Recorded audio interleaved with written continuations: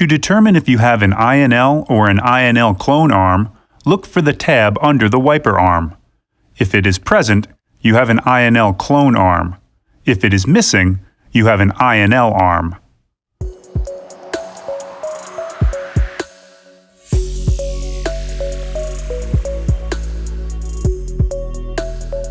Here's how to install a Rain-X Quantum Elite wiper blade on an INL arm. After you've removed the old wiper blade, make sure the wiper arm is in the up position. Insert the tab on the wiper arm into the slot located on top of the adapter.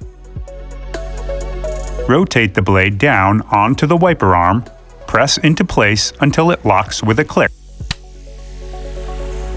Tug on the blade to make sure it's properly fastened, remove the yellow plastic squeegee cover, and lower the arm gently onto the windshield. Now activate the blade change indicator by removing the yellow sticker. Over time, the black dot will turn yellow when it's time to change your blades. Finally, activate the Rain-X water repelling technology. To do this, ensure your windshield is clean.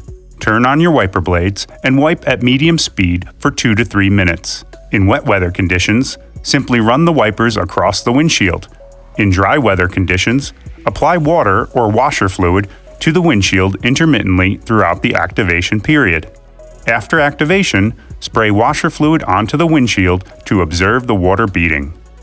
Installation is complete. You are now ready to outsmart the elements with Rain-X Quantum Elite.